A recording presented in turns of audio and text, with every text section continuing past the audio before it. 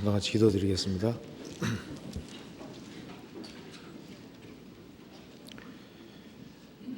저희를 사랑하시는 하나님 아버지 감사합니다.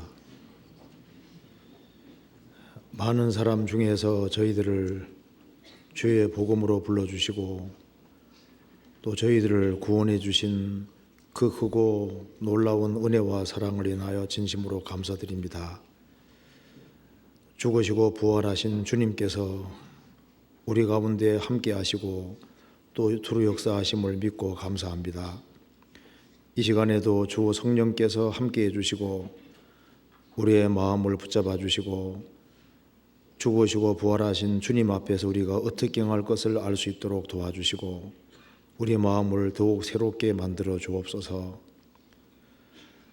세계적으로 주의 복음이 활발하게 전해지고 있습니다. 주의 복음이 더 활발하게 증거될 수 있도록 주님께서 앞서 행해 주시고 우리 모두를 귀하게 사용해 주옵소서.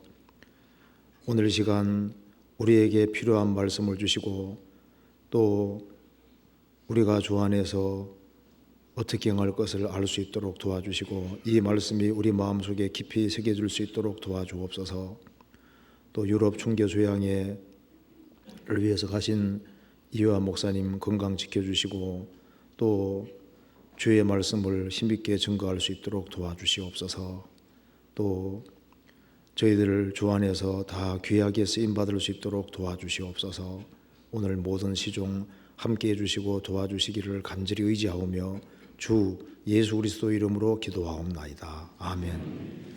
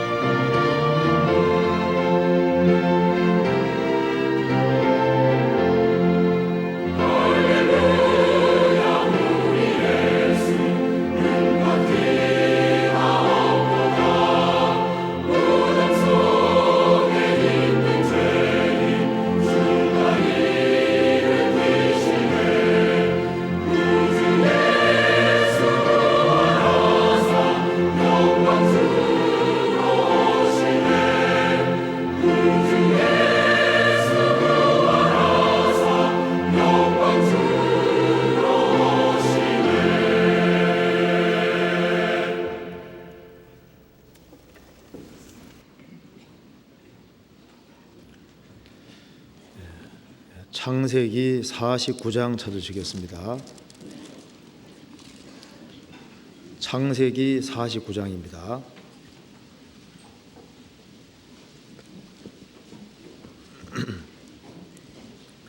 창세기 49장 1절 보시겠습니다.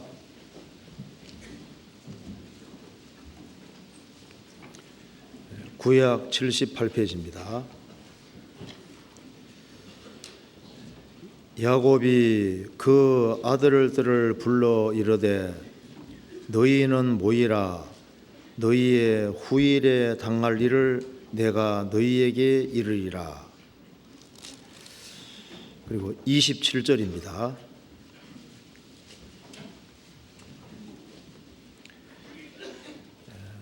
베냐민은 물어뜯는 일이라 아침에는 빼앗은 것을 먹고 저녁에는 움킨 것을 나누리로다.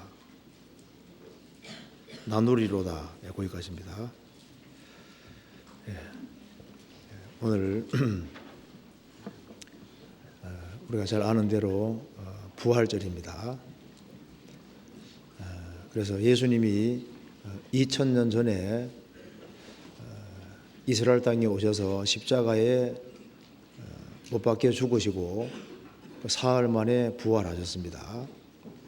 그리고 제자들과 같이 40일 동안 같이 계시다가 승천하셨고 10일 지나서 오순절에 성령이 강림하심으로 교회가 형성이 됐습니다.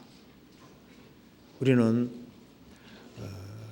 이제 다시 오시는 주님을 맞이할 시대에 살고 있습니다. 그래서 예수님이 부활하셨다고 하는 것은 성경에서 가장 중요한 주제라고 할 수 있습니다. 그런데 예수님이 부활하셔서도 그 부활의 주님이 자기 속에 들어오지 않으면 아무 소용이 없는 겁니다. 그래서 오늘 이 창세기 49장을 중심으로 해서 구원을 받은 사람이 정말 주님이 내 속에 들어오셨다면은 그 구원받은 사람에게 핵심적으로 바꿔지는 것이 있는 겁니다. 그래서 그걸 한번 같이 생각해 보려고 합니다. 창세기 49장 1절에 보시겠습니다.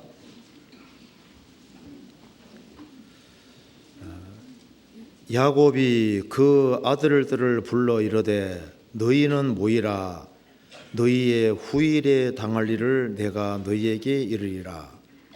창세기 49장은 야곱의 12아들들에 대한 축복이 여기에 기록이 되어 있습니다. 그런데 그 야곱의 12아들 중에 제일 막내 아들 베냐민에 대한 축복이 여기 27절에 기록이 되어 있습니다. 베냐민은 물어뜯는 일이라 아침에는 빼앗은 것을 먹고 저녁에는 움킨 것을 나누리로다. 자, 이게 축복인데 얼른 읽으면 좀 이상하잖아요. 물어뜯는 일이라 왜 이렇게 말을 했을까? 아침에는 빼앗은 것을 먹고 저녁에는 움킨 것을 나누리로다. 27절을 한번 같이 생각을 해보겠습니다. 창세기 49장에 보면은 12아들에 대한 축복을 하면서 12아들을 짐승으로 표현한 것도 여러 가지가 있는데 9절에는 유다는 사자 새끼로다. 유다는 사자 새끼다 이렇게 표현을 했습니다. 그리고 49장 14절에 보면은 이사갈은 양의 우리 사이에 꿇어앉은 건장한 나귀로다 이렇게도 표현을 했고 또 21절에 납달리는 노인 암사슴이라 사자 새끼로다 건장한 나귀로다 노인 암사슴이라 좀 더 좋은 의미로 되어 있는데 베냐민에 대해서는 물어뜯는 일이다 이렇게 얘기를 했습니다. 성경에서 일에 대해서 좋게 쓰이는 일이 없습니다. 그런데 이 베냐민에 대한 축복을 얘기하면서 베냐민은 물어뜯는 일이라. 그런데 아침에는 빼앗은 것을 먹고 아침에는 빼앗은 것을 먹는데 저녁에는 움킨 것을 나누리로다. 이리가 뭘 움킨 걸 나눠줄 리가 없잖아요. 나눌 리가 없잖아요. 그러니까 여기에 아침과 저녁 사이에 조금 바뀐 겁니다. 그죠? 물어뜯는 일이에서 아침에는 빼앗은 것을 먹고 저녁에는 후반기에 가서는 움킨 것을 나누리로다. 그 변화가 생긴 겁니다. 그런데 이것이 베냐민 지파의 역사고, 그리고 이것이 우리 인생하고도 직접 연결되어 있는 겁니다. 물어뜯는 이리에서, 그 빼앗은 것을 먹는 이리에서 자기 움킨 것을 나누는, 베푸는, 흩어주는 그런 인생으로 이게 바뀐 겁니다. 그러니까 이게 축복이 맞는 거예요. 그러니까 아침과 저녁 사이에 뭔가 마음이 바뀌어진 겁니다. 짐승 같은 마음에서 뭔가 바꿔진 거예요. 우리 인생도 꼭 이와 같은 겁니다. 우리 인생도 구원받기 전에는, 부활의 주님이 들어오기 전에는 우리도 물어뜯는 일이라 이거보다 우리 인생이 더했을 수도 있습니다. 그런데 저녁에는 움킨 것을 나누리라. 안 좋았다가 좋아지는 것이 바로 이 베냐민 지파인 거예요. 이 베냐민과 베냐민 지파는 안 좋았다가 좋아진 지파에 속합니다. 그래서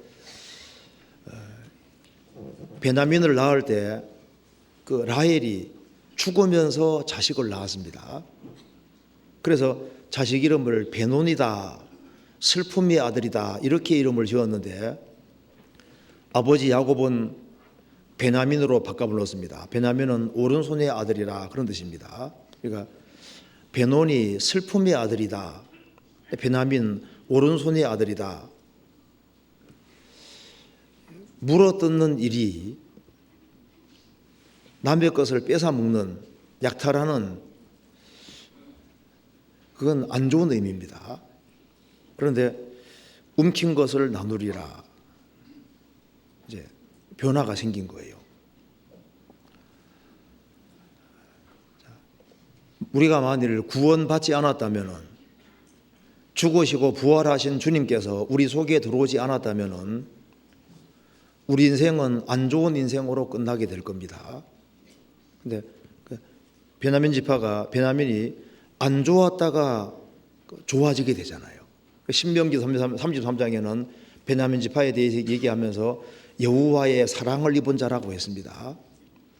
그래서 여호와의 사랑을 입어서 인생이 바꿔지게 되는 거예요. 이 창세기 49장 27절에 딱 맞는 사람이 바울 사도입니다. 바울 사도가 베냐민 지파입니다. 그는 히브리인 중에 히브리인이라 했는데 바울 사도 초창기가 얼마나 과격한지 아시죠? 교회를 핍박하고 잔해하고 굉장히 과격하고 물어뜯는 일이와 똑같습니다.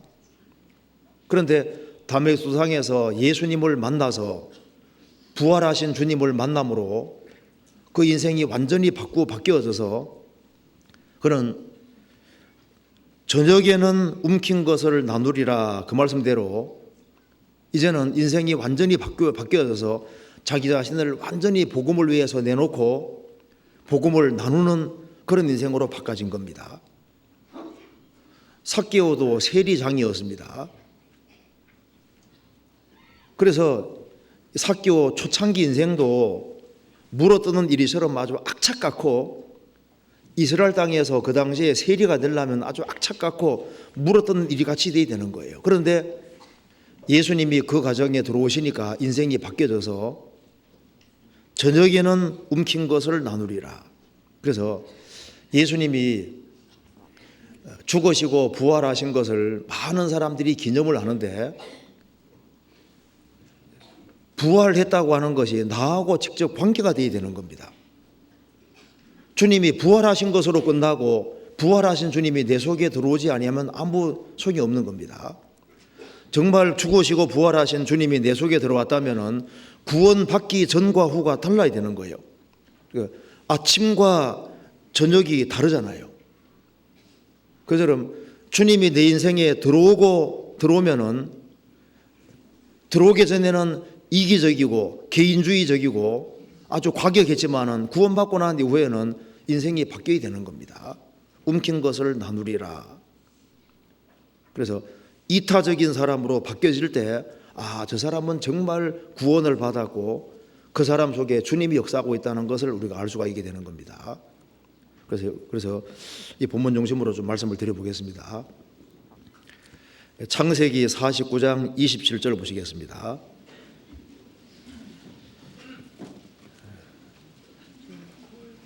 창세기 49장 27절. 베냐민은 물어뜯는 일이라. 성경에서요, 이리에 대해서는 좋게 쓰인 예가 없습니다. 이리에 대한 예를 한번 찾아봅시다. 에스겔 22장 보시겠습니다.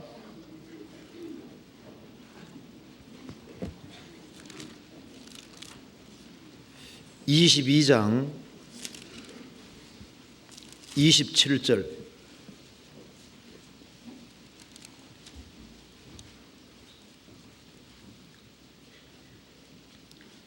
(22장) 27절.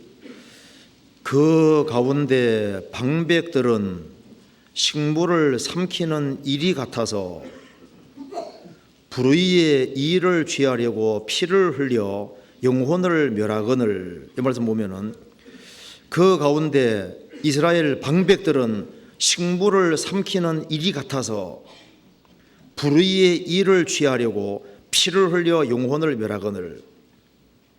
분명히 안 좋은 의미입니다. 식물을 삼키는 이리 같아. 마태복음 10장 찾아봅시다. 10장 16절.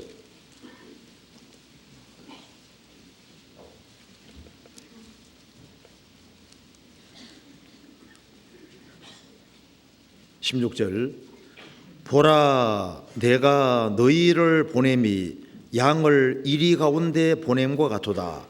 그러므로 너희는 뱀같이 지혜롭고 비둘기같이 순결하라. 예수님이 제 아들을 파송하시면서 내가 너희를 보냄이 양을 이리 가운데 보냄 같도다. 양을 이리 가운데 보냄 같도다. 이것도 이리가 안 좋은 의미잖아요.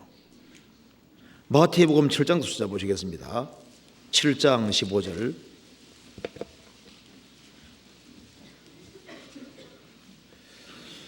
거짓 선지자들을 삼가라. 양의 옷을 입고 너희에게 나오나 속에는 노략질하느니라. 거짓 선지자들에 대해 얘기하면서 양의 옷을 입고 너희에게 나오나 속에는 노략질하는 일이라. 이리의 특징은 노략질하는 일이, 물어뜯는 일이라고 성경에 표현했습니다. 어떤 주석에는 이 물어뜯는 일을 좋은 의미로 해석하는데 그거는 좀 과도한 해석이라고 생각이 듭니다. 왜냐하면 창세기 49장에 축복이 나와 있는데 안 좋게 표현된 경우도 많이 있습니다. 창세기 49장 한번 봅시다.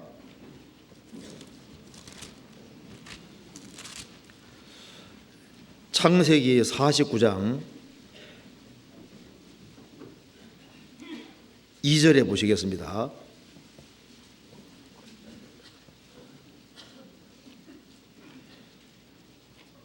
르우벤아, 너는 내 장자요 나의 능력이요 나의 기력의 시작이라.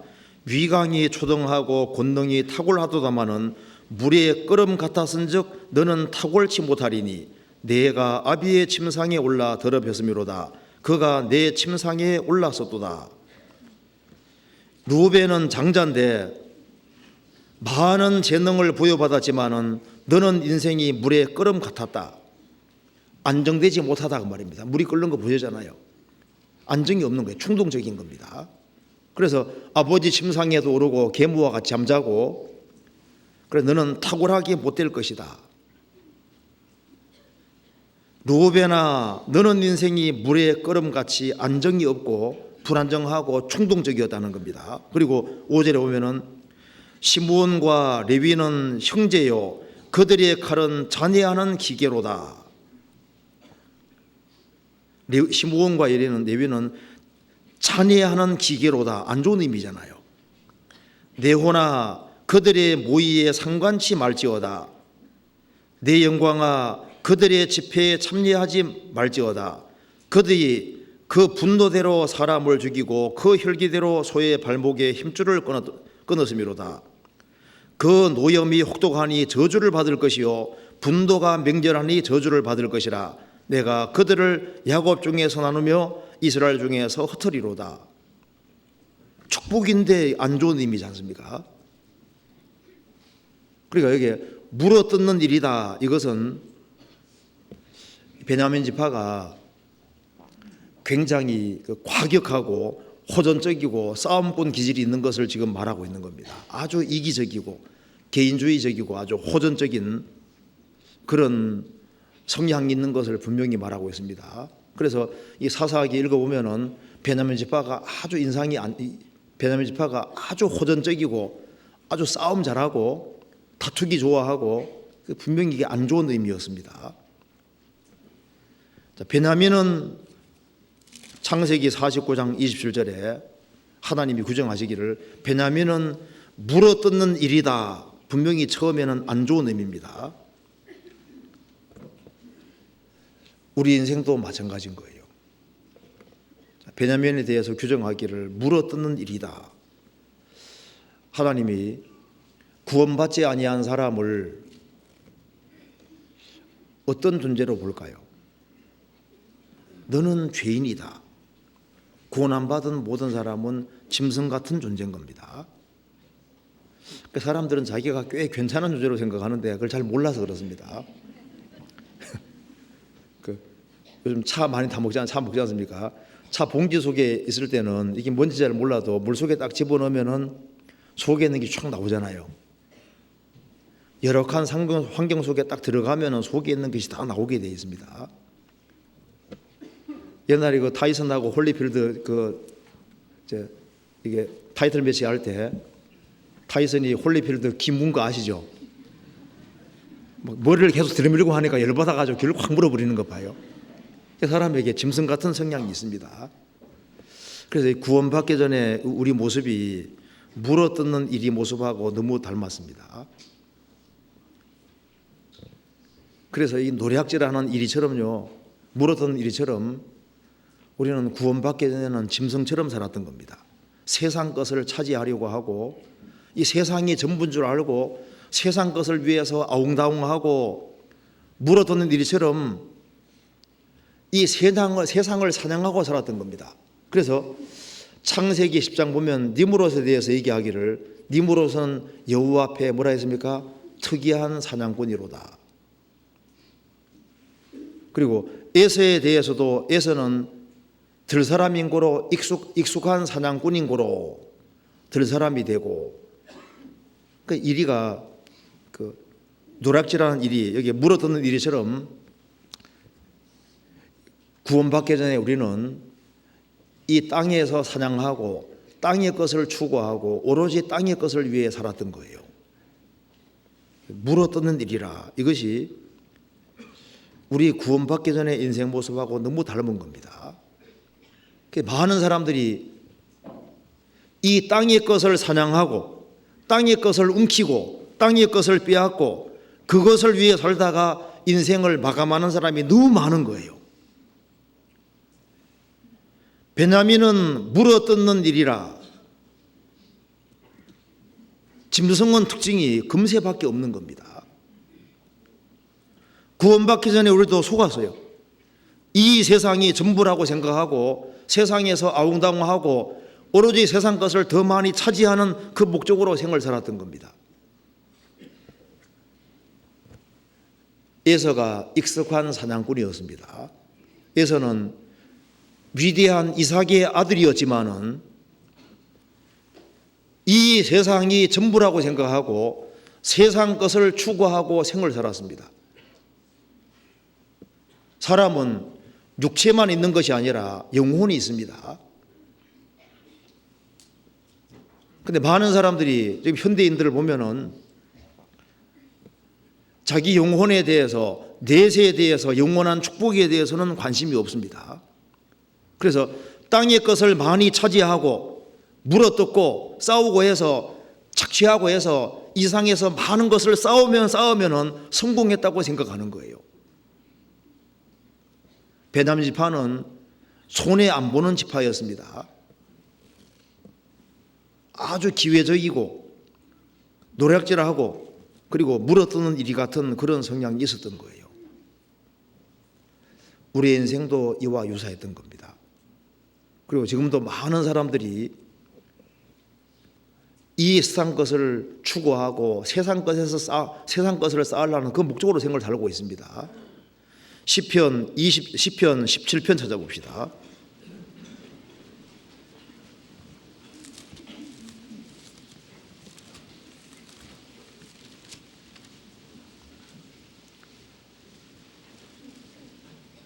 (14절)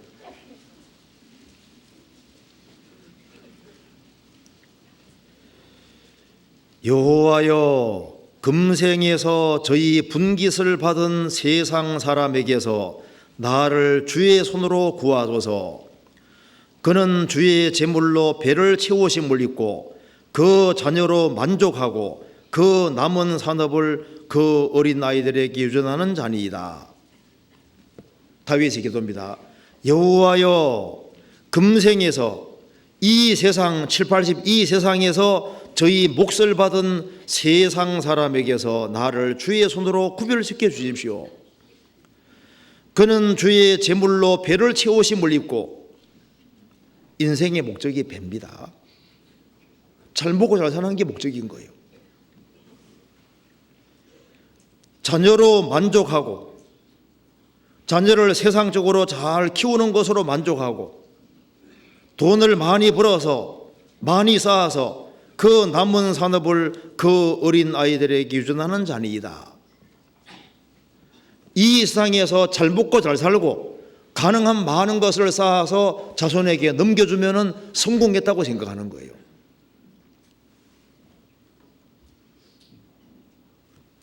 지금 많은 사람의 가치관이 이렇게 되어 있습니다. 그리스도를 만나지 아니한 모든 사람은 가치관이 땅에 있고 배에 있는 거예요. 빌립보서 1장 보시겠습니다. 빌립보서 3장 보시겠습니다.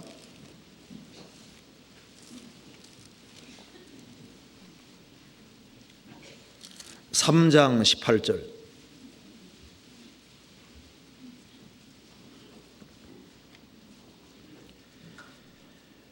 내가 여러 번 너희에게 말하였거니와 이제도 눈물을 흘리며 말하노니 여러 사람들이 그리스도 십자가의 원수로 행하느니라.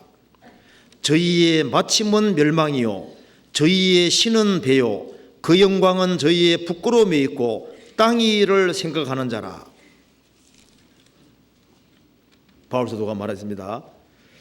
내가 여러 번 너희에게 말하였거니와 이제도 눈물을 흘리며 말하노니 여러 사람들이 그리스도의 십자가의 원수로 행하느니라. 물어뜯는 일이 악착같이 이 세상 것에 확 붙잡혀 있는 거예요. 금세가 전부라고 생각을 합니다. 육신을 위해서 온갖 수고를 아끼지 않습니다. 저희의 마침은 멸망이요 영원한 멸망입니다. 저희의 신은 저희의 하나님은 배요. 십자가 원수에 행하는 사람은 인생의 목적이 배입니다. 그들의 신은 배입니다.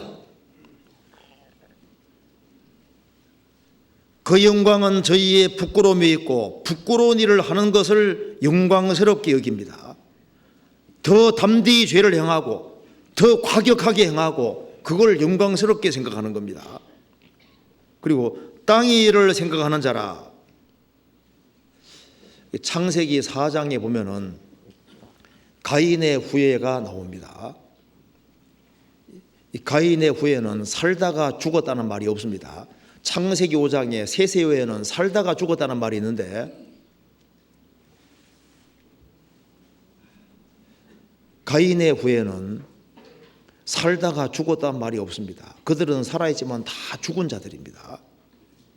그들은 문명을 개발했습니다. 그래서 창세기 4장 읽어보면은 도시를 처음으로 건축한 사람이 가인이고 가인의 후예는 도시 문명을 발전시켰습니다. 건축 문화를 발전시킨 사람들이 가인의 후예였습니다. 그래서 노아 홍수전에 문명이 최고로 발달했는데 그 문명을 최고로 이룬 사람들이 가인의 후예들인 거예요. 그들은 각양동철로 날카로운 기계 만들고 기술 문명을 발달시키고 무기 문명을 발달시킨 사람들이 그 가인의 후예입니다. 수금과 통솔을 발전시킨 사람들이 가인의 후예예요. 음악과 예술을 발전시킨 사람들이 가인의 후예입니다. 육축을 치면서 의복을 아주 세련되게 의상 이런 것을 발전시킨 사람들도 가인의 후예입니다. 할 때 이 땅의 것을 끄집어내서 땅의 것을 가지고서 화려한 문명을 만들고 땅에 소망 들고 사는 사람들이 가인의 후예인데 지금 보세요. 지금 문명이 최고로 발달한 시대가 우리 시대고 사람들의 모든 사고방식이 움키는 것이 목적이고 다 자기 중심으로 바뀌어지고 있습니다. 이 세상에 많은 사람들이 짐승처럼 정말 바뀌어지고 있습니다. 움키는 일이다. 그건 부정적인 의미입니다. 우리 시대만큼 많이 쌓는 시대가 없습니다. 옛날에는 부자라 할지라도 뭐 곡식을 쌓아도 그렇게 많이 쌓을 수도 없었잖아요. 재산이 많아도 옛날에는 그렇게 많을 수는 없었습니다. 지금 모든 사람 보면은 막 재산이 막 천문학적입니다. 얼마나 많은 것을 쌓는지 우리 시대만큼 쌓는 시대가 없습니다. 이것저것 가장 많은 것을 모으는 시대가 됐잖아요. 우리 시대는 지금 잘못되어 가고 있습니다. 문제가 있는 거예요. 가론유다도 예수님을 따라다니면서 저는 도적이라 돈깨를 맞고 돈을 훔쳐가미르라 그 말씀대로 가론유다는 돈을 계속 훔쳐갔습니다. 부정축제를 계속했던 거예요. 그러니까 왜냐하면 이 유다는 영혼에 관심이 없는 사람입니다. 그 쇠똥구리 보셨죠? 이 아프리카 이 코끼리 따라다니는 쇠똥구리 있거든요. 코끼리가 똥을 딱 누면요, 쇠똥구리가 어디서 나타나는지 막 우르르 나타나가지고 똥을 위해 싸우는데 대단해요. 얼마나 치고받고 싸우는지, 야 대단합니다. 그 똥 먹겠다고. 근데 그것이 남의 얘기가 아니다 그 말입니다. 여기 창세기 49장 다시 보시겠습니다.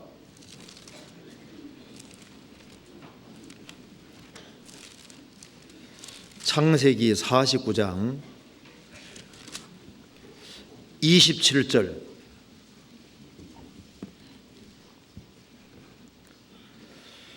베냐민은 물어뜯는 일이라 아침에는 빼앗은 것을 먹고 저녁에는 움킨 것을 나누리로다. 아침에는 빼앗은 것을 먹고, 아침에는 빼앗은 것을 먹었는데 저녁에는 움킨 것을 나눈다. 뭔가 변화가 생긴 겁니다. 초기와 아침과 저녁 사이에 바뀌었습니다. 이 톰슨 주석 3에 보면은 베냐민은 물어뜯는 일에 대해서 어떻게 이제 얘기하냐면, 베냐민의 호전적인 성격을 잘 묘사한 말이라고 했습니다. 베냐민은 물어뜯는 일이라. 베냐민이 굉장히 호전적이고 싸움을 좋아하고 하는 그런 아주 과격한 지파였다는 겁니다. 그런데 움킨 것을 나누리라, 이것에 대해서 해석하면서 이것은 베냐민 지파가 이스라엘 역사에 기여하게 될 것이라는 예언이다, 이렇게 표현했습니다. 그러면서 실례로 사사, 초대왕 사울, 요나단, 에스더, 모르드게, 바울사도 이런 분들이 나타나서 이제 기여를 많이 했다는 겁니다. 그리고 여기에 움킨 것을, 빼앗는 것을 먹고 그 말하고 움킨 것을 나누는 건 좀 다르잖아요. 베냐민 지파 역사가 실제로 이렇습니다. 그래서 성경을 쭉 읽어보면은 사사 시대에는 이 베냐민 지파가 굉장히 완강하고 적대적이고 아주 호전적이었습니다. 그런데 시간 지나가면서 베냐민 지파가 바뀌어갑니다. 그래서 이스라엘 12지파에서 이제 북이스라엘과 남유다가 갈라질 때 베냐민 지파는 유다 지파에 붙습니다. 다윗이 왕이었고 다윗에게 하나님 약속이기 때문에 베냐민 지파는 유다 지파에 붙습니다. 남유다에 연결되잖아요. 그리고 북이스라엘이 우상 숭배를 할 때 우상 숭배하는 길을 택하지 아니하고 남유다와 같이 성전 중심으로 생을 살아갑니다. 그리고 바벨론 포로 잡혀갔다가 돌아올 때도 베냐민 지파가 대거 돌아와서 예루살렘 성전을 다시 만들고 그리고 신앙을 회복시키는데 베냐민 지파가 아주 중요한 역할을 합니다. 나중에 바울 사도가 나타났잖아요. 그래 베냐민 지파는 좋았다가 안 좋아지는 지파입니다. 안 좋았다가 좋아지는 지파인 거예요. 그러니까 여기에 물어뜯는 이리에서 빼앗은 것을 먹는 데서 움킨 것을 나눌 때는 마음이 바꿔진 거예요. 그렇잖아요. 이걸 이해하기 위해서 성경 한번 찾아봅시다. 다니엘서 7장입니다. 다니엘서 7장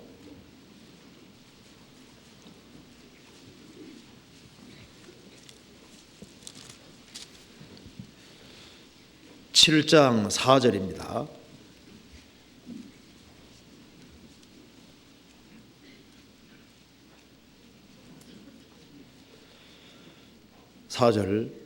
첫째는 사자와 같은데 독수리의 날개가 있더니 내가 볼 사이에 그 날개가 뽑혔고 또 땅에서 들려서 사람처럼 두 발로 서기함을 입었으며 또 사람의 마음을 받았으며.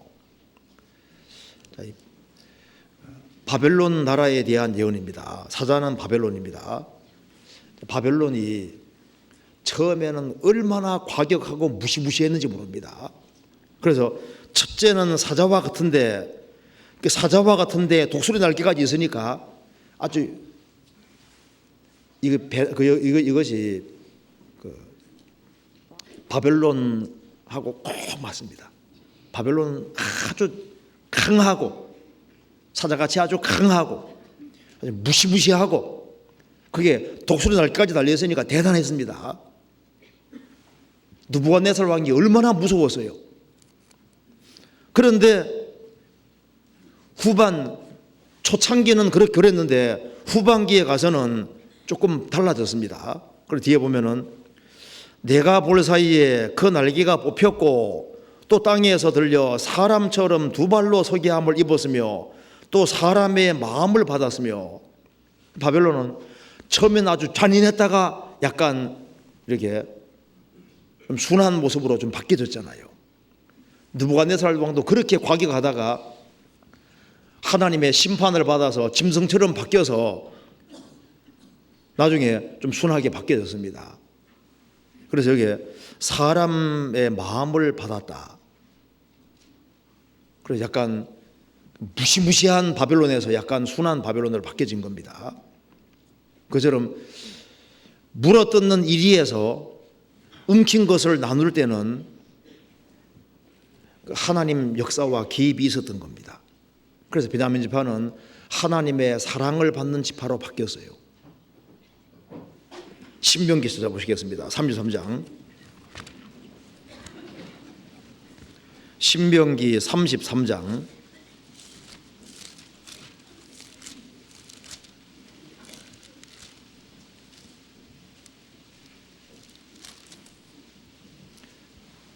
12절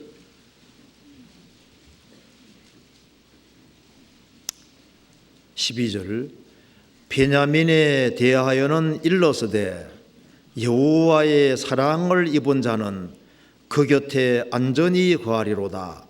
여호와께서 그를 날이 맞도록 보호하시고 그로 자기 어깨 사이에 처하게 하시리로다. 베냐민에 대하여는 일러서되 여호와의 사랑을 입은 자는, 베냐민은 여호와의 사랑을 입은 자입니다. 그래서 이 하나님의 사랑을 입고 하나님이 간섭하시니까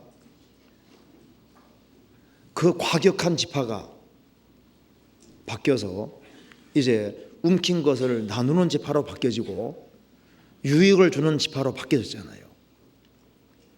우리 인생도 그와 마찬가지입니다. 구원받지 아니한 사람은 짐승과 비슷합니다.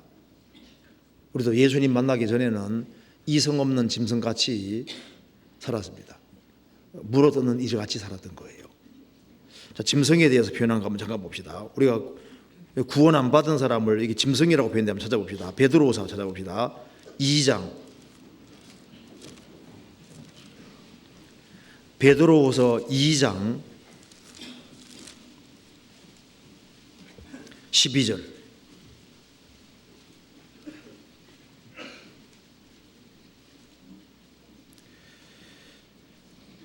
그러나 이 사람들은 본래 잡혀 죽기 위하여 난 이성 없는 짐승 같아서 그 알지 못하는 것을 회방하고 저희 멸망 가운데서 멸망을 당하며,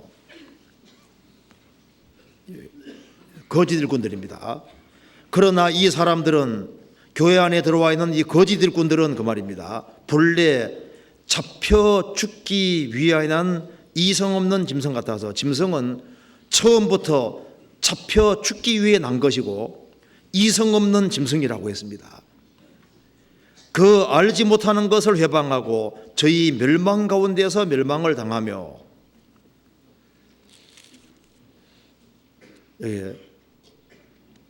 이성 없는 짐승, 짐승은 본능으로 행합니다. 그리고 어떤 이렇게 뭔가 누군가 건들면요 아주 과격하게 행동하고 무시무시하게 행동하잖아요. 짐승은 금세밖에가 없습니다. 금세가 전부라고 생각하고 생을 살아가는 사람, 그런 사람들은 신령한 걸 이해 못하기 때문에 신령한 것을 대적하고 주님이 안 보이니까 주님도 대적하고 함부로 말하는 사람이 되는 겁니다. 오로지 육체의 소욕을 따라서 생을 살아가는 사람, 그런 사람은 멸망하는 짐승과 똑같은 겁니다. 유다서 1장도 찾아봅시다. 유다서 1장 1장 10절.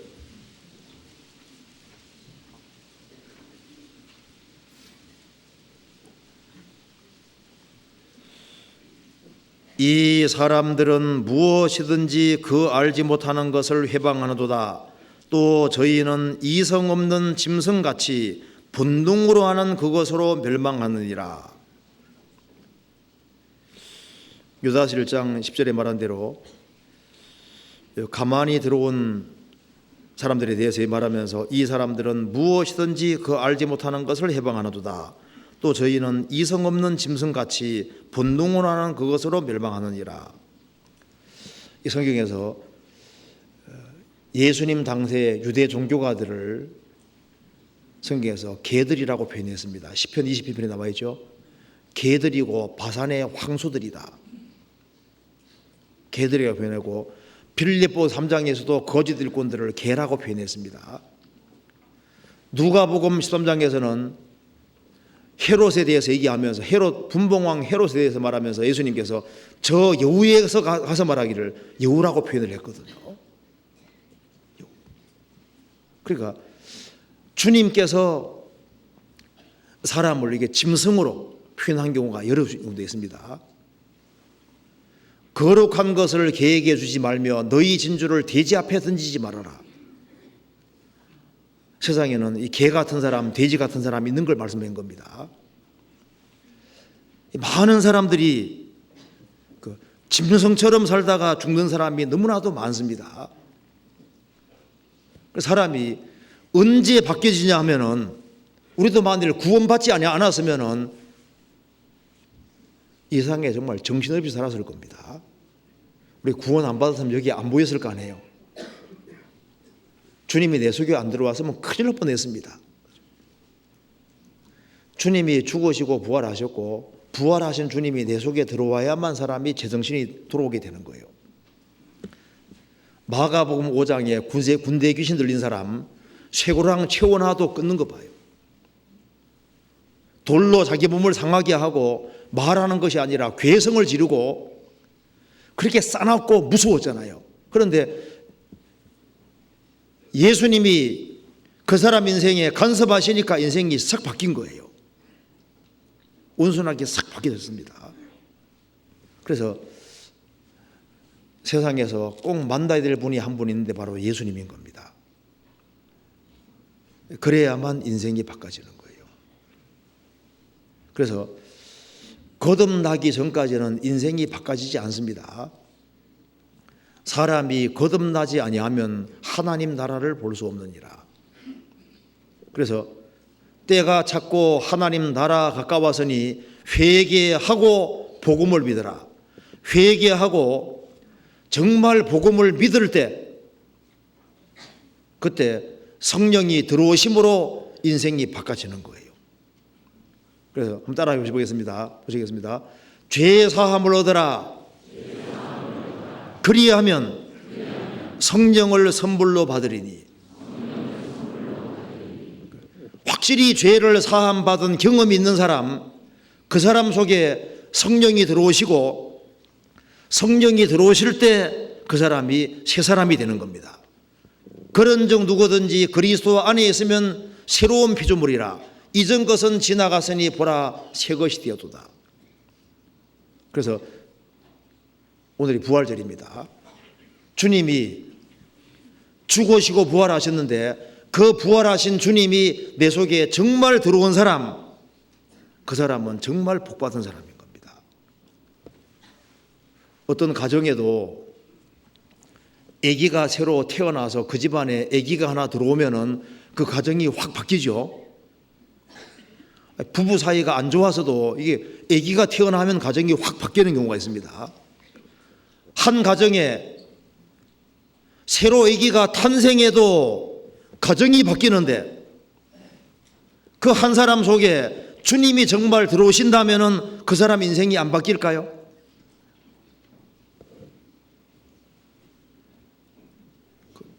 분명히 안 바뀔 수가 없는 거예요. 베냐민 지파는 여호와의 사랑을 받은 지파입니다.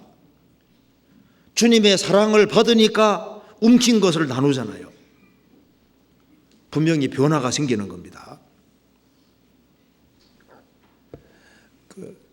술 좋아하는 사람, 그리고 이제 그 나쁜 거 좋아하는 사람, 그 좋아하는 마음 자체를 없애는 게 안 쉽습니다. 그런데 거듭나면은 위로부터 새로운 생명 받기 때문에 본성이 바뀌어지는 거예요. 이 벌하고 파리가 비슷하게 생겨서도 벌은 어디로 갑니까? 꼭 향기 있는 쪽으로 가잖아요. 파리는 아무리 훈련시켜놔도 어디로 갑니까? 똥 있는 쪽으로 가잖아요. 이게 그러니까 이것이 본성이기 때문에 안 되는 거예요. 거듭나지 아니하면은 거듭난 사람 속에 있는 것이 이것이 진짜 보통 힘든 게 아닙니다. 구원 안 받은 사람은 구원 안 받은 사람 같이 있어야지 재밌는 거예요. 그게 자기 본성에 맞거든요. 고소득 좋아하고 노름 좋아하고 죄 짓는 거 좋아하는 사람은 그리스도인 속에 있으면 이게 가시방석인 거예요. 어떤 죄 많이 짓고 감옥 가 있는 사람은 감옥 편하다 그러거든요. 감옥에서 죄 짓는 사람하고 같이 있으니까 그렇게 좋다는 거예요. 그 사람은 위로부터 하나님의 생명을 받아야 되는 겁니다. 석탄을 아무리 씻고 씻어도 검은 것이 계속 나오잖아요. 이게 불 속에 들어가야지 바뀌어지는 것처럼요. 주님의 생명을 얻어야 되는 거예요. 거듭난 사람은 베냐민 지파처럼 하나님의 사랑을 입은 자입니다.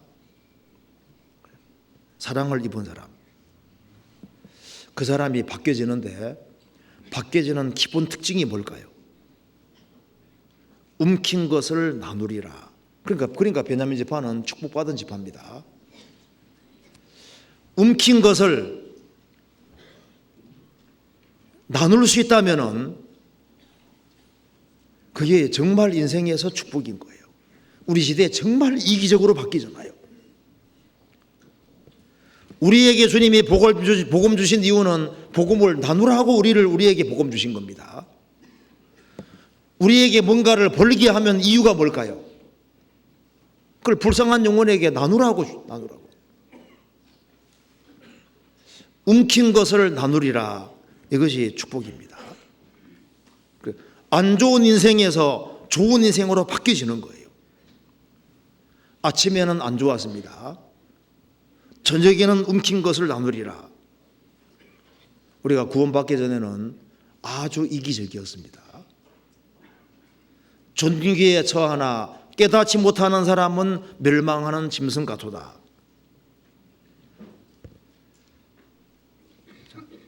창세기 봅시다. 49장에 다시 한번 봅시다. 27절.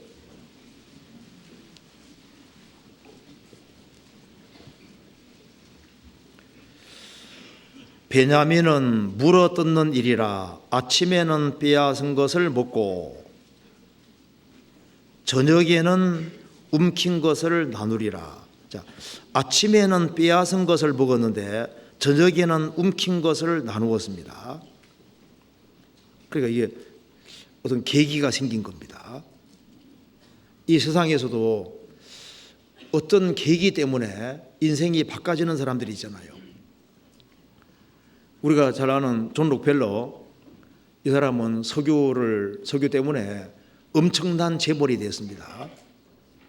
그런데 그는 53세에 불치병과 우울증으로 이제 죽게 된 거예요. 의사가 말하기를 당신은 한 1년 정도밖에 못 살 것이다. 앞이 캄캄했습니다. 자기가 지금까지 돈을 위해 살아왔는데, 쌓는 재미로 살았는데 이제 죽게 된 거예요. 그래서 인생 잘못 살았다는 걸 깨닫고 이제 자기가 번 것을 가지고서 나눠주는 삶으로 바꿨습니다. 그래서 지고 있는 돈을 어떻게 했습니까? 교육에 투자하고 의학에 투자하고 시민단체에 기부하고 주는 삶으로 바뀌어 살았습니다. 11조 생활을 철저히 했다 하잖아요. 그러니까 11조 생활도 철저하게 하고 주는 걸 나누어 살았는데, 그래서 1년 뒤에 죽는다 했는데 44년 더 살았습니다.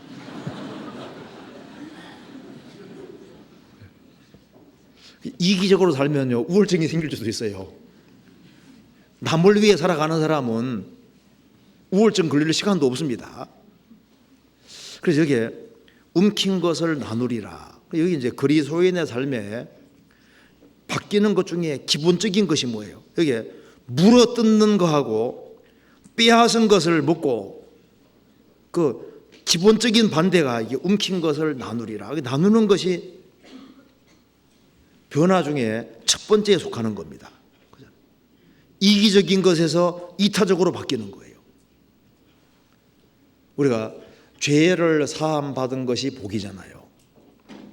그 죄를 사함 받은 사람은 죄 사함 받고 나면은 너무 감사하잖아요.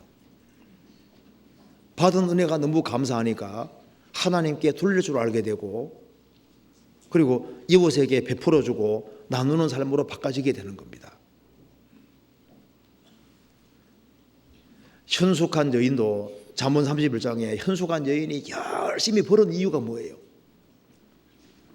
간곤한 사람이, 불쌍한 사람들이 보였던 겁니다. 간곤한 사람에게 나눠주는 삶을 살았잖아요.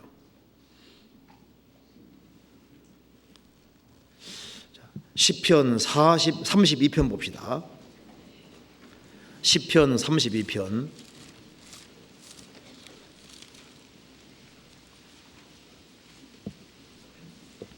1절.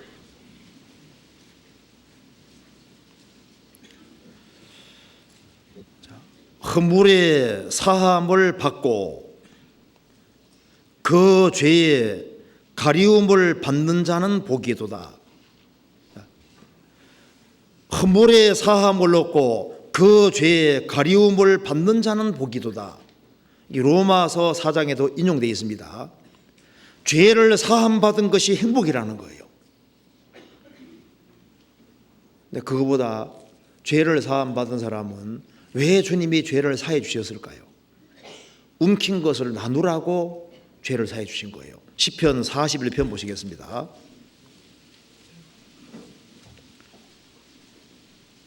1절, 빈약한 자를 곤고하는 자가 복이 있으며 재앙의 날에 여호와께서 저를 건지시리로다.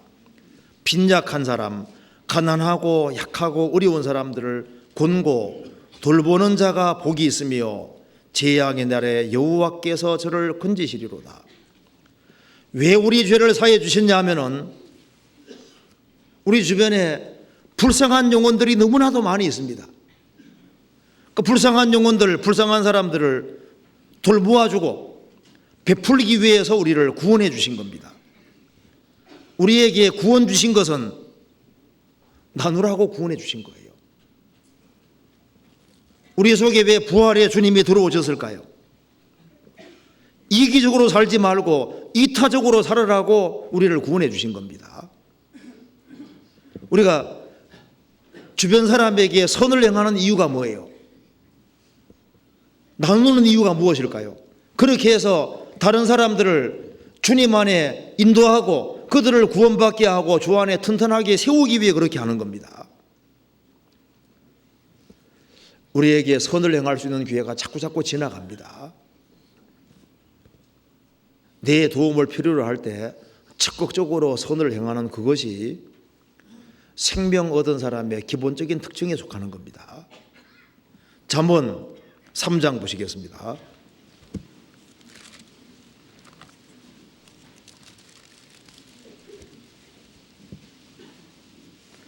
3장 27절,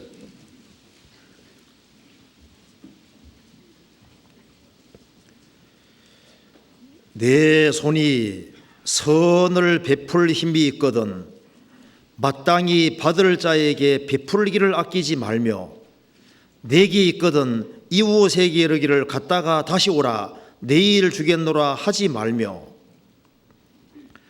너의 손이 선 베풀 힘이 있거든 마땅히 받을 자에게, 마땅히 나의 도움이 필요한 사람에게 베풀기를 아끼지 말아라. 내게 있거든 이웃에게 이르기를 갔다가 다시 오라 내일 주겠노라 하지 말며, 미루지 말아라. 미루면은 상은 영영 지나가는 겁니다.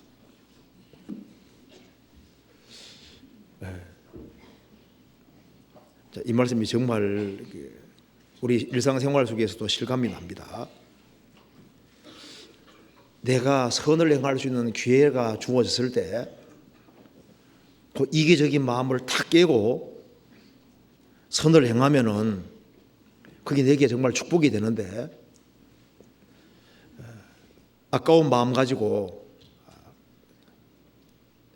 갔다가 다시 오라 내일 주겠노라고 미루면은 그 상이 다른 사람에게 넘어가게 되는 겁니다. 그렇잖아요. 그래서 주님께서 우리에게 원하시는 것을 우리가 분명히 알 수 있습니다. 움켜잡는 것을 원하는 것이 아니라 나눠주는 걸 원하고, 주변 사람들이 나를 봤을 때 야, 저 사람은 정말 크리스찬답다. 크리스찬답다는 첫 번째가 뭘까요? 일단 이타적인 겁니다. 그래서 주는 사람이 복이 있는 거예요. 성경에서 봅시다. 사도행전 20장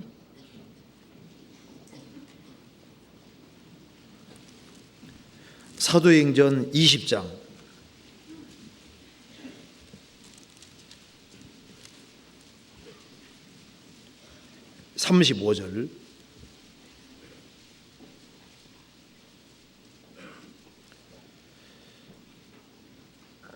범사에 너희에게 모범을 보였노니 곧 이같이 수고하여 약한 사람들을 돕고 또 주 예수의 친히 말씀하신 바 주는 것이 받는 것보다 복이 있다 하심을 기억하여야 할지니라. 바울 사도가 에베소에서 3년 동안 사역하고 난 이후에 이제 마지막 떠나면서 하는 얘기입니다. 또 주 예수의 친히 말씀하신 바 주는 것이 받는 것보다 복이 있다 하심을 기억하여야 할지니라. 우리도 이것을 기억해야 됩니다. 받는 사람에겐 기쁨이 있지만 복은 없는데 주는 사람은 복이 있습니다. 우리가 구원받고 나면은 모든 것이 주의 것이라는 걸 알게 됩니다. 그래서 구원받기 전에는 다 내 것이었어요. 구원받고 나면은 이제 모든 것이 주의 것인 줄 알기 때문에 이제 주님 중심으로 생을 살면은 주님이 중심이 되고 이웃이 그 다음이 되고 자기는 뒤로 빠지기 때문에 불쌍한 사람들이 보이게 되는 겁니다. 우리가 주변에도 보면은 누가 전도 잘하냐 보면은 베풀어 주는 사람이 전도 잘해요. 우리가 훨씬 더 움킨 것을 더 나눌 수만 있으면은 훨씬 더 많은 사람이 구원받을 수 있습니다. 우리가 이기적이고 개인적이고 아직까지 예성품이 있어서 이렇게 움켜잡는 이런 성격이기 때문에 그래서 주변 사람들이 선한 영향을 받지 못하고 주변 사람들이 그리스도인다운 것을 보지 못하게 되는 겁니다. 주는 것이 받는 것보다 복이 있다. 성경 마태복음 24장 보시겠습니다.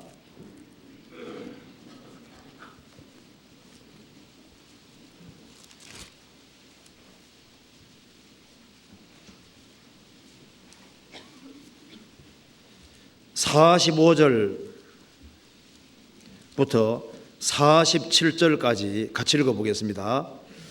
충성되고 지혜 있는 종이 되어 그 주인에게 그 집 사람들을 맡아 때를 따라 양식을 나눠줄 자가 누구뇨? 주인이 올 때 그 종에 이렇게 하는 것을 보면 그 종이 복이 있으리로다. 내가 진실로 너희에게 이르노니 주인이 그 모든 소유를 저에게 맡기리라. 이 말씀에서 충성된 종, 지혜 있는 종이 되어 주인에게 그 집 사람들을 맡아 때를 따라 양식을 나눠줄 자가 누구뇨? 주인이 올 때, 주님이 올 때 그 종에 이렇게 하는 것을 보면 복이 있으리로다. 때를 따라 양식을 나눠주는, 내게 있는 좋은 것들을, 주님이 주신 것을 나눠주는 그 종은 복이 있을 것이다.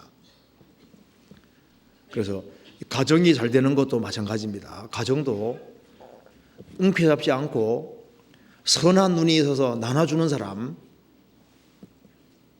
베풀어주는 사람, 그 사람은 가정도 복을 받도록 되어 있습니다. 자, 성경 시편 37편 찾아봅시다.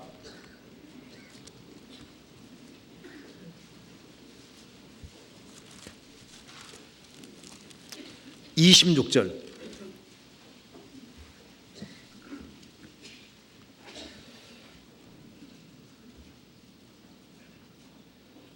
저는 종기를 토록 은혜를 베풀고 꾸어주니 그 자손이 복을 받는도다. 자손이 잘 되기를 원하는 사람, 자식이 잘 되기를 원하는 사람, 저는 종기를 토록 은혜를 베풀고 꾸어주니 그 자손이 복을 받는도다. 부재를 좋아하는 자는 풍족하여질 것이요 남벌 윤택하게 하는 자는 윤택하여지리라. 그래서 부모가 베풀어주는 삶을 살아가는 사람은 자식도 그대로 배워서 복을 받게 되어 있는 거예요. 자, 베냐민은 바뀌었습니다. 우리도 하나님의 사랑을 정말 입었다면 우리 마음속에 부활하신 주님이 정말 들어왔다면 주님이 내 인생의 정말 주인이 됐다면 그러면은 인생이 바꿔지는 거예요. 움켜잡는 데서 펼치는 사람이 되는 겁니다. 전도서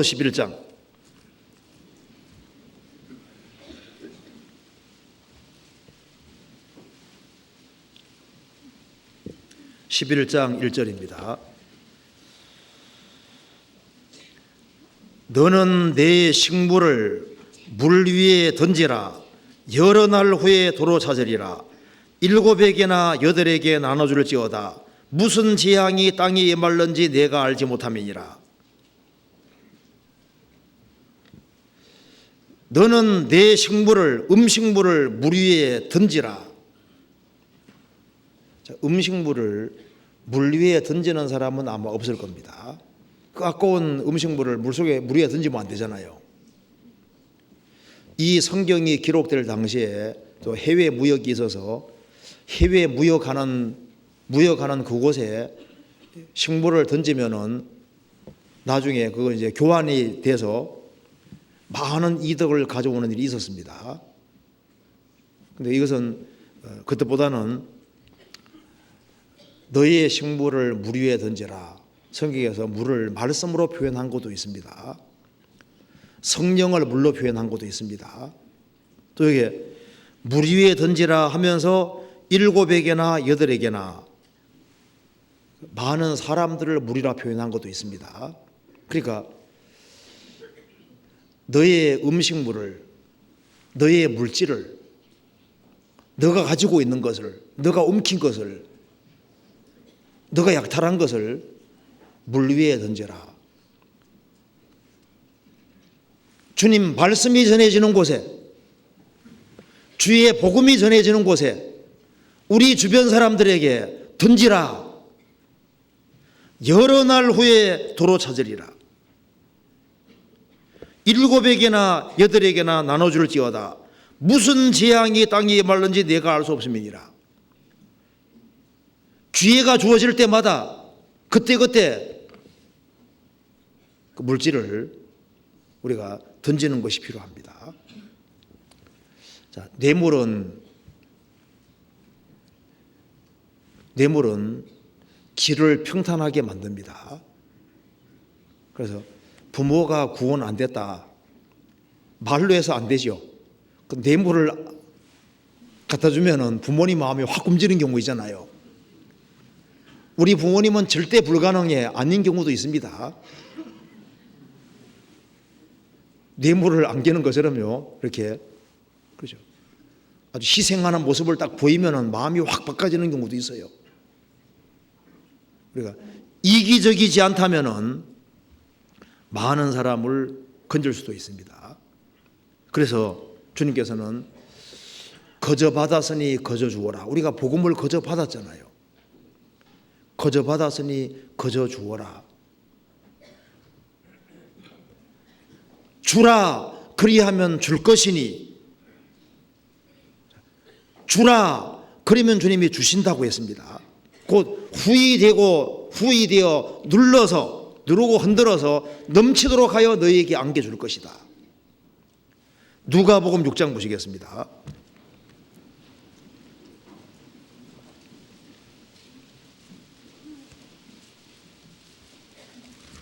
6장 38절.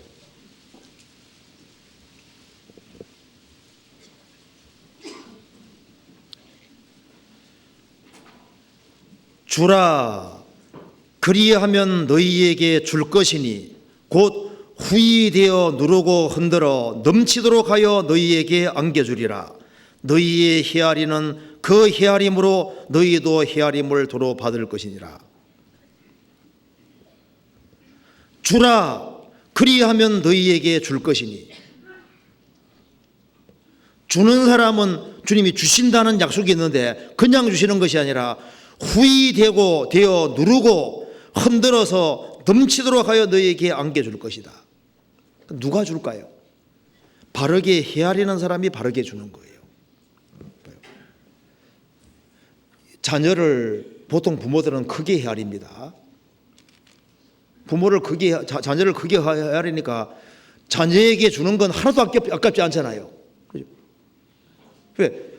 자녀를 크게 헤아리니까 크게 헤아리는 쪽으로 주는 건 당연한 게 되는 거예요. 그것처럼 우리가 하나님을 크게 헤아린다면은 하나님에게 드리는 것이 너무 자연스러운 거잖아요. 그렇지 않습니까? 교회를 크게 헤아린다면은 우리가 교회 안에 형제자매들을 위해서 베풀어 주는 거 당연한 것이 되는 겁니다. 그렇잖아요. 우리가 영혼을 크게 헤아린다면은 영혼을 건지기 위해서 희생하고 수고하는 것을 당연하게 생각하고 거기에다가 주게 되는 거예요. 우리가 크게 헤아리는 그쪽에 주게 되는 거예요. 주님을 작게 헤아리면은 주님께 안 드립니다. 이웃에 대해서 작게 헤아리는 사람은 이웃에게 안 주는 거예요. 영혼을 헤아리지 아니하는 사람은, 크게 헤아리지 않으면 영혼을 위해서 희생하고 수고할 리가 없잖아요. 그래서 너희의 헤아리는 그 헤아림대로 너희가 도로 받을 것이다. 그렇게 주님께서 말씀하신 겁니다. 창세기 35장 보시겠습니다. 창세기 35장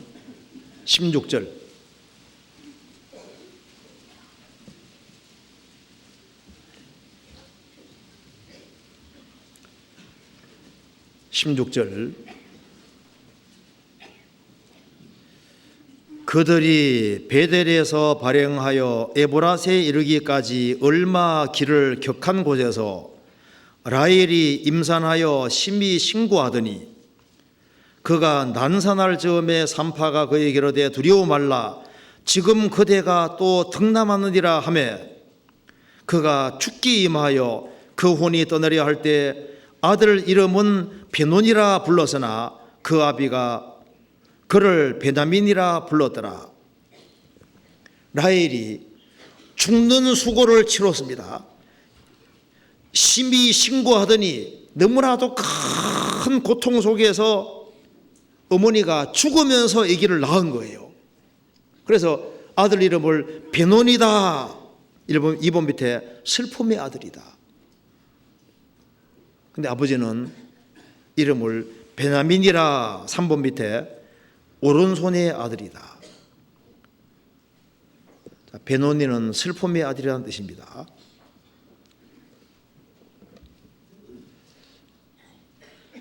베냐민이 초창기에는 아들은 아들인데 슬픔의 아들이었던 것 같습니다. 그러니까 성경에서 물어뜯는 일이다 이라고 하잖아요.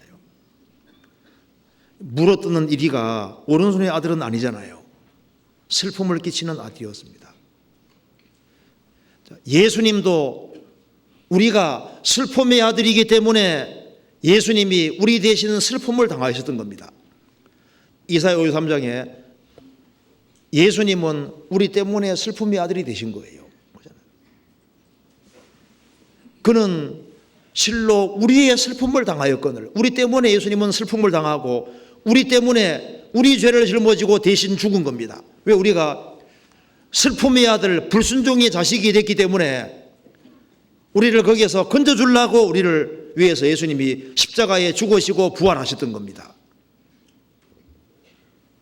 아버지는 이름을 베논이라 짓지 않고 슬픔의 아들이라 짓지 않고 베냐민 오른손의 아들이라고 이름을 지었습니다.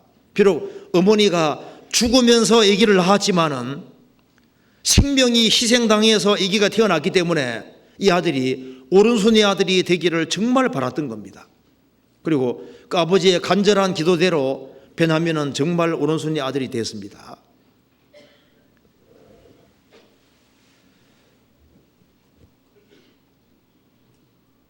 구원을 받은 하나님의 자녀가 슬픔의 아들이 되어서는 안 됩니다. 우리는 주님의 그 십자가의 죽음, 얼마나 큰 고통입니까? 그 고통 속에서 우리가 태어나서 하나님 아들이 되었습니다. 우리는 반드시 오른손의 아들이 되어야 되는 겁니다. 자, 베냐민이 어떻게 해서 오른손의 아들이 됐을까요? 어떻게 해서 하나님의 사랑을 입고 인생이 그렇게 박격이지고 베냐민 지파가 주님 앞에 귀하게 쓰임받는 지파가 됐을까요? 선택을 잘한 거예요. 원래 북이스라엘과 남유다가 갈라질 때 원래 요셉이 므낫세와 에브라임을 낳았잖아요. 그죠? 그럼 라헬이 누굴 낳은지 아시죠?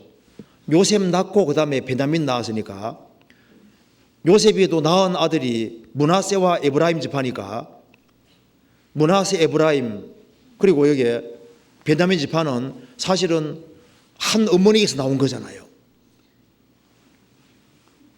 그래도 북이스라엘 남유다가 갈랐을 때 북이스라엘 편에 속하지 아니하고 남유다 편에 속했습니다.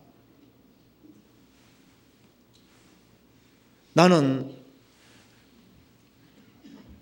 에브라임 지파가 가장 북이스라엘에서 가장 이제 유능한 지파였으니까 나는 같은 어머니에서 나왔으니까 인정 따라서 글로 가지 않았습니다.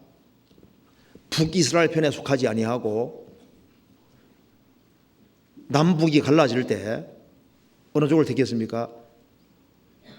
유다 쪽에. 줄을 잘 서야 됩니다. 이게 참 중요한 문제거든요. 선택의 기로에 설 때는요, 슬픔의 아들이 되느냐, 오른손의 아들 되느냐, 이것은 선택이 참 중요한 거예요. 이 베냐민 지파가 유다 지파와 연결됨으로써 유다 지파 바로 옆에 있었잖아요. 그리고 왜 유다 지파에 속했냐 하면은 다윗을 중시한 겁니다. 다윗이 하나님께 쓰임 받았고, 그래서 다윗 다음에 솔로몬이잖아요. 하나님께 쓰임 받았고 하나님 약속이 거기 있기 때문에 베냐민 지파는 유다 지파 쪽에 붙는 길을 택했는데 그게 바로 바른 선택이었던 겁니다. 우리가 옳고 그름 두 자리에서 바른 길에 서고 바른 선택을 할 때 오른손의 아들이 될 수 있는 겁니다.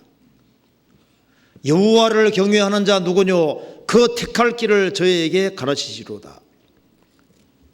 베냐민 지파는 바른 선택을 했습니다.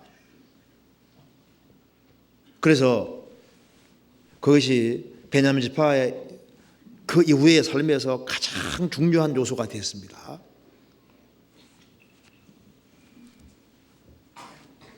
구원받고 줄을 잘 서야 됩니다. 교회도 잘 선택해야 되는 거예요. 아무 교회 괜찮지 그거 합당치 않은 얘기입니다. 어느 교회를 택할 거냐, 이게 얼마나 중요한 문제입니까? 교회 선택이 아주 중요한 요소가 됩니다. 그리고 베냐민 지파는 북이스라엘이 우상 숭배할 때 우상 숭배하는 길을 택하지 아니하고 남유다에게 속해서 남유다의 성전이 있잖아요. 솔로몬 성전이 있었고 성전 중심으로 생을 살았습니다. 즉 성전 중심이라는 건 뭡니까? 하나님 우선주의를 가리키는 거예요. 베냐민 지파는 바른 선택을 했고 그리고 성전 중심으로 생을 살았습니다. 즉 하나님 중심으로 생을 살았다 그 말입니다.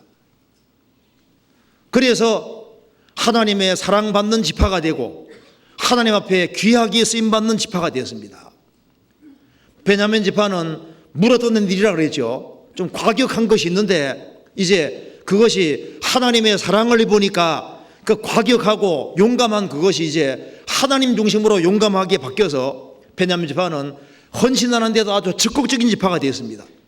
그래서 바벨론 포로 잡혀갔다가 돌아올 때도 보세요. 얼마나 적극적이고 얼마나 열심인지 모릅니다. 그러니까 베냐민 지파는 바른 선택을 했고 하나님 중심이고 또 한 가지는 아주 헌신적이었습니다. 아주 용감했습니다. 아주 적극적이었어요. 우리도 마찬가지입니다. 우리도 슬픔의 아들이 아니라 구원을 확실히 받았다면 우리도 동일하게 베냐민처럼 오른손의 아들이 되어야 하는 겁니다. 우리도 바른 길에 서 있어야 되고 하나님 중심이 되고 그리고 신앙 안에서 적극적이 될 필요가 있습니다. 그리고 헌신적이고 그리고 나눠주는 쪽으로 바뀌어가는 거예요. 리브가 아시잖아요. 리브가는 낯선 사람이 찾아왔습니다.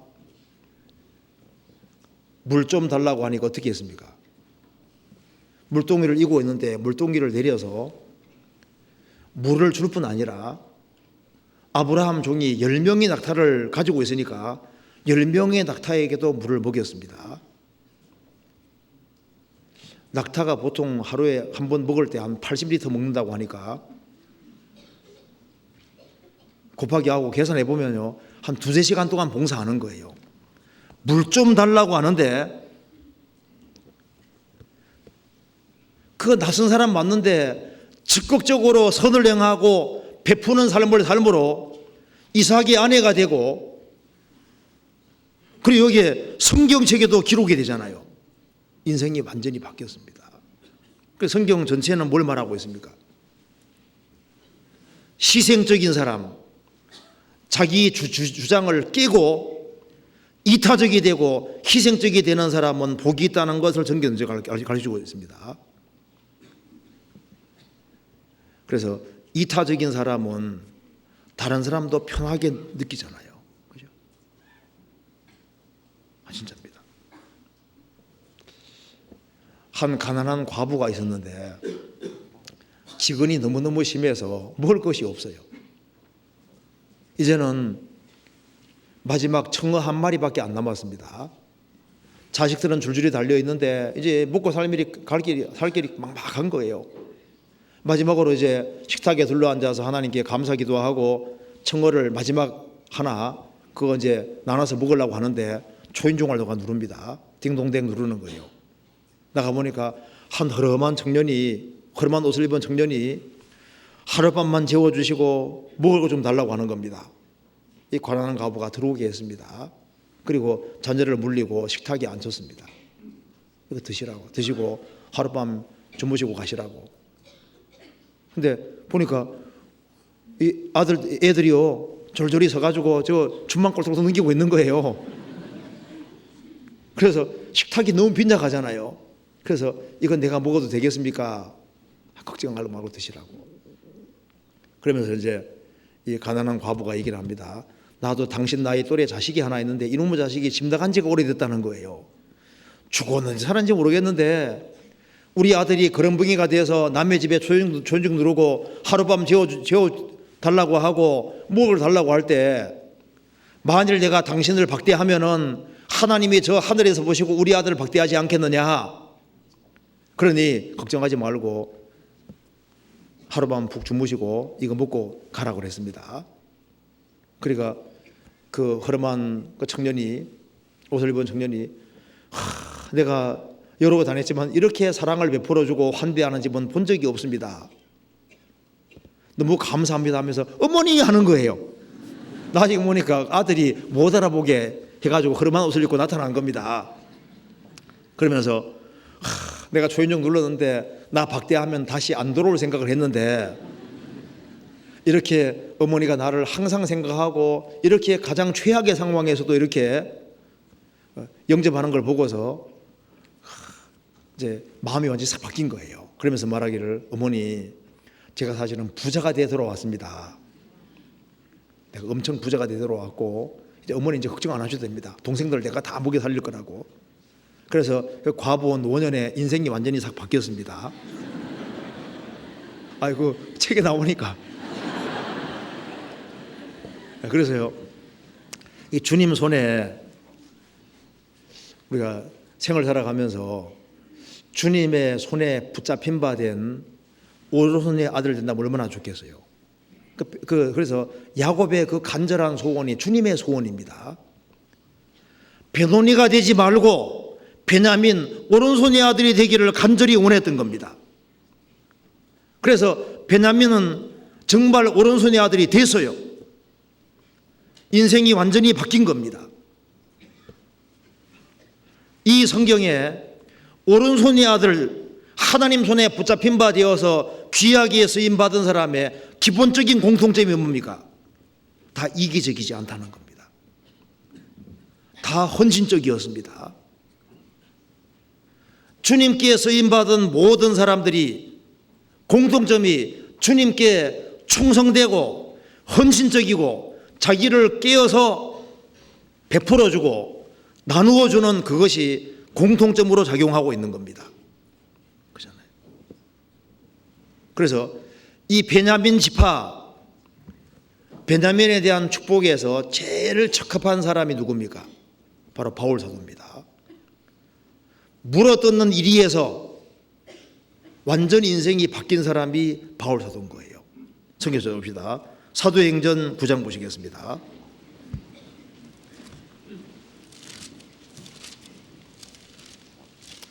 9장 1절입니다.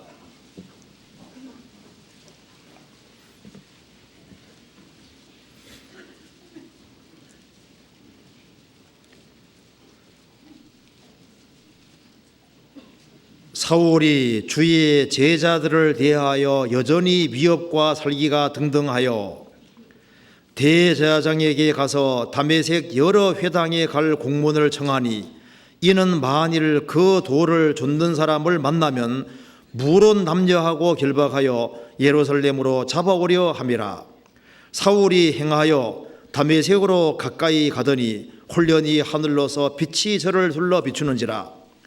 땅에 엎드러져 들음에 소리가 있어 가라사대 사울아 사울아 내가 어찌하여 나를 핍박하느냐 하시거늘 대답하되 주여 니시오니까 가라사대 나는 내가 핍박하는 예수라. 내가 일어나 성으로 들어가라. 행할 것을 내게 이를 자가 있느니라 하시니 같이 가던 사람들은 소리만 듣고 아무도 보지 못하여 말을 못하고 섰더라. 사울이 땅에서 일어나 눈을 떴으나 아무것도 보지 못하고 사람의 손에 끌려 다메섹으로 들어가서 사흘 동안 보지도 못하고 식음을 전폐하니라. 사울이 여전히 위협과 살기가 등등해서 교회를 아주 참별하고 교회에 엄청난 해악을 미쳤습니다. 물어뜯는 일 같은 이 사울이 다메섹소상에서 예수님을 만나게 됐습니다. 예수님께서 사울아 사울아 네가 어찌하여 나를 핍박하느냐 주여 니시오니까 나는 네가 핍박하는 예수니라. 베드로 여기 바울 사도 구원받게 된 사울이죠. 완전히 꼬꾸라졌습니다. 자기가 얼마나 큰 죄를 지었는지를 깨닫게 됐습니다. 그래서 예수님 만난 이후에 인생이 완전히 바뀌어졌습니다. 그 살기등등하던 사울이 완전히 바뀌어져서 바울 사도가 됐잖아요. 자, 바울 사도 신앙 고백을 들어봅시다. 빌립보서 3장입니다.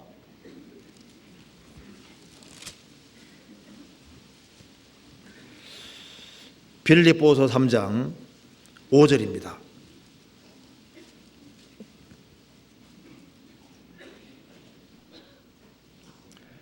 (3장 5절) 내가 8일 만에 할례를 받고 이스라엘 족속이요 베냐민 지파요 시브리인 중에 시브리인이요 율법으로는 바리새인이요 열심으로는 교회를 핍박하고 율법에 의로는 흠이 없는 자로다. 그러나 무엇이든지 내게 유익하던 것을 내가 그리스도를 위하여 다 해로 여기본대로 또한 모든 것을 해로 여김은 내 주 그리스도 예수를 아는 지식이 가장 고상함을 남이라. 내가 그를 위하여 모든 것을 잃어버리고 배설물을 여김은 그리스도를 얻고 그 안에서 발견되려 함이니. 이 말씀 보면은 바울 사도는 8일 만에 할례를 받고 이스라엘 족속이고 베냐민 지파였습니다. 그런데 열심으로는 교회를 핍박했다. 그런데 구원받고 난 이후에는 자기의 모든 것을 배설물로 여겼습니다. 그는 그리스도를 더 얻기를 원했고 이제 그는 하나님께로부터 큰 은혜를 받았습니다. 사명도 받았습니다. 그래서 그는 평생을 어떻게 살았는 줄 아시죠? 그는 자기가 받은 모든 것을 나눠주기를 원했습니다. 내가 너희 보기를 심히 원하는 것은 무슨 신령한 은사를 너희에게 나눠주어 로마 7장에 말한 대로 나눠주는 삶을 살았습니다. 그는 3차에 걸쳐서 전도여행하면서 여러 곳에 교회 세우면서 복음을 나눠주고 자기 속에 있는 자기 가지고 있는 모든 것을 완전히 나눴잖아요. 주님의 영광을 위해서 모든 것을 허비하고 다 내놓았습니다. 고린도후서 12장 보시겠습니다. 12장 15절.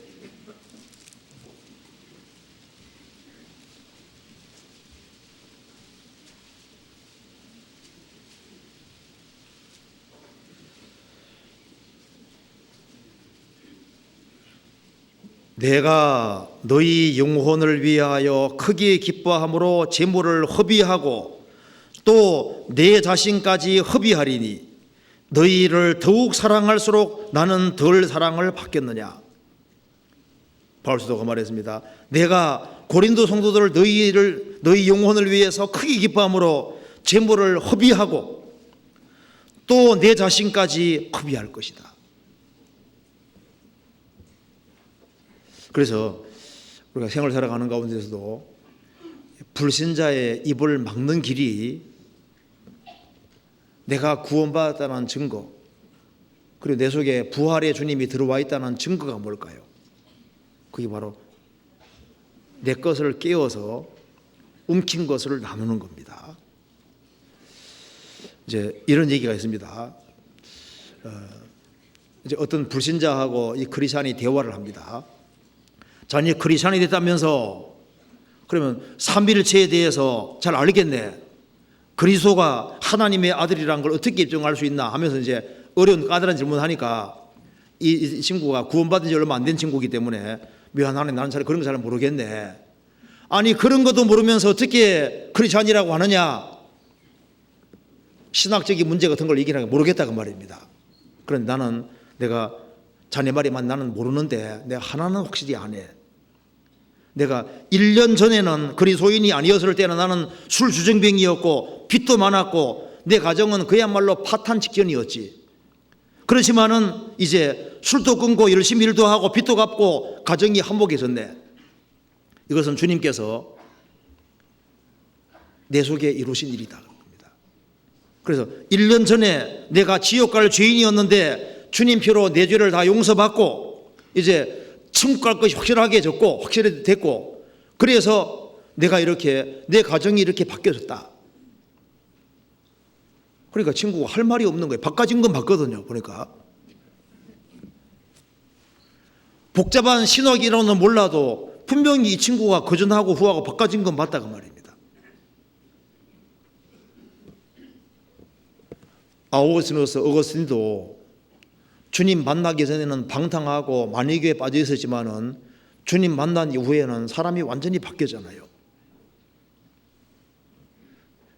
이기풍 깡패 그분도 그 마포 3절 목사 그 턱도 찍고 그렇게 했지만은 주님 만나서 완전히 바뀌었습니다. 구원받은 사람은 바뀌어지는 거예요. 자, 그리고 여기 창세기 39장 다시 봅시다. 39장 다시 보시면 여기에 49장 27절 봅시다. 27절 베냐민은 물어뜯는 일이라 아침에는 이란 말이 나와 있죠. 아침에는 빼앗은 것을 빼앗고 저녁에는 움킨 것을 나누리로다. 아침에는 안 좋았는데 저녁에는 좋아졌습니다. 그래서 세상에서도 안 좋았다가 막판에 제정신 들어오는 사람들이 많이 있잖아요. 찰스 다윈도 진화론을 주장했지만은 인생 막판에는 후회를 많이 했다고 합니다. 자기가 돈 번 것을 선교에 기부도 하고 인생 막판에는 크리스찬 모임에도 계속 참여하고 그가 시보리스를 제일 좋아했다고 하잖아요. 시보리스를. 그 사람이 구원받은 여부는 알 수 없지만은 막판에는 인생 말년에는 인생이 바꿔진 거예요. 뭔가 이제 자기가 잘못된 것을 많이 깨우친 겁니다. 구원받은 여부는 알 수 없지만은 막판에 바뀌었어요. 십자가의 배주가 하던 강도도 인생 막판에 바뀌어지는 거 봐요. 아침에는 안 좋았는데 저녁에는 바뀌어졌잖아요. 그러니까 인생이 처음에는 안 좋았다가도 막판이라도 좋아지면 이게 좋은 인생이 되는 거예요. 끝이 좋으면 좋은 것이 되는 겁니다. 아침에는 빼앗은 것을 먹고, 우리 인생도 마찬가지입니다. 우리도 구원받기 전에는 안 좋은 인생이었잖아요. 이제 구원받고 난 이후에는 바꿔졌습니다. 저녁에는 움킨 것을 나누리라. 그래서 우리가 구원받고 난 이후에 우리 이기적인 마음을 깨고 나눠주고 베풀어주는 삶을 살면은 거기에서 거기 이제 신앙을 배우는 길이 되는 겁니다. 그래서 물질도 이걸 나누고 시간도 나누고 내게 있는 복음도 나누고 그렇게 하면은 주님이 영혼의 눈도 점점 넓혀주세요. 그래서 이기적이면은요 이게 안 보인다니까요. 이타적이 되면 될수록 더 많은 것을 보여주는 것이 사실입니다. 그래서 아가서 4장에도 술람 여인 눈이 처음에는 비둘기 눈인데 아가서 7장에 가면 눈이 연복 같은 눈으로 바뀌었잖아요. 눈이 커졌습니다. 우리도 주님 중심으로 생을 살고 이웃 중심으로 생을 살고 이웃에게 뭔가 내게 있는 걸 자꾸 베풀고 이렇게 살아가면은 주님이 영혼의 눈도 넓혀주시고 마음도 더 넓혀주세요. 그리고 우리가 볼 수 있는 것을 더 볼 수 있게 만들어 주시는 겁니다. 자, 마지막으로 한 구절 봅시다. 시편 84편입니다.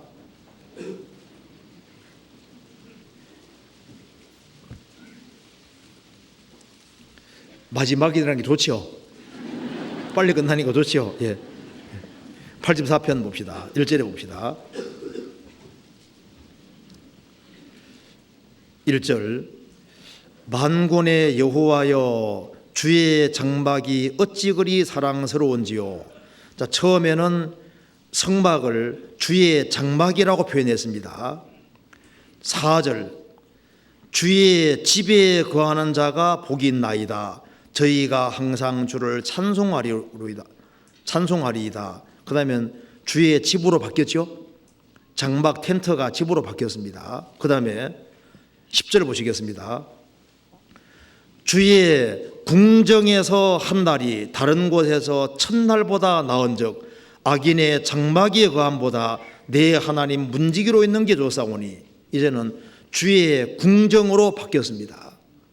그리고 보세요. 순서가 제일 처음에는 주의 텐트였는데 시간 지나니까 이게 주의 집으로 바뀌고 시간 더 지나가니까 뭐로 바뀌었습니까?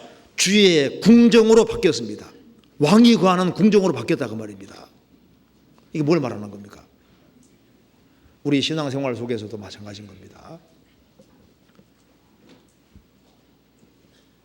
그리스도인들이 모이는 곳을 처음에는 주의 장막으로, 좀 더 시간 지나면 주의 집으로, 주의 궁정으로, 그리고 이 세상의 모든 화려한 것은 나중에 악인의 장막 텐트로밖에 안 보인다 그 말입니다. 이게 뭡니까? 신앙의 눈이 넓어진 거잖아요. 우리가 신앙생활을 하면 할수록 신앙이 정상적이 되면 될수록 교회가 중요하구나. 주님이 중요해지는 만큼 교회가 중요해지고 주님이 커지는 만큼 성도가 우리 인생에서 중요한 게 되는 거예요. 그래서 베풀어주고 나눠주고 자기를 희생하고 수고하고 깨는 사람, 그런 사람은 눈이 점점 커져서 주님 앞에 더 귀하게 쓰임받는 사람으로 바뀌어지는 겁니다. 그래서 베냐민은 주의 사랑을 입은 자입니다. 우리도 주님의 사랑을 입은 자입니다. 우리 인생이 왜 이렇게 바뀌어지게 됐을까요? 바로 죽으시고 부활하신 주님, 2000년 전에 죽으시고 부활하신 주님이 우리 가운데 들어오셨기 때문에 우리에게 이렇게 된 겁니다. 이제 주님이 다시 오실 때 우리가 점점 변하다가 주님 다시 오시면 어떻게 될까요? 주님과 같은 형상을 입게 되는 거예요. 우리가 최고 멋진 모습을 입게 될 겁니다. 우리가 바라는 가장 최고의 것을 입게 되는 거예요. 그래서 이 세상에서 우리가 할 일은 움킨 것을 나누리라. 그것이 신앙생활의 핵심이고 기본이라는 걸 우리가 오늘 생각해 봤습니다. 같이 기도하시겠습니다. 자비로우신 우리 아버지 하나님 감사합니다. 많은 사람 중에서 저희들을 복음으로 불러주시고 하나님 자녀로 삼아주신 것을 감사합니다. 우리의 마음과 생각을 넓혀주시고 우리가 구원받은 사람으로서 하나님 중심으로 이웃 중심으로 생활을 살 수 있도록 도와주시고 우리의 이기적인 마음을 깨므로 베풀어주는 삶으로 하나님께 영광과 찬송 돌리는 삶이 될 수 있도록 더욱 역사해 주시고 도와주시옵소서. 머지않아 주님 앞에서는 그날 칭찬과 영광과 존귀를 얻을 수 있도록 도와주시고 우리의 사랑하는 가족들, 친척들, 이웃들에게도 이 복음을 담대히 전할 수 있도록 도와주옵소서. 해외 선교하는 그 모든 손길에도 함께해 주시고 주님의 이름으로 모이는 모든 곳에 주님이 함께 하셔서 주의 역사와 능력을 나타내 주옵소서. 주 예수 그리스도 이름으로 기도하옵나이다. 아멘.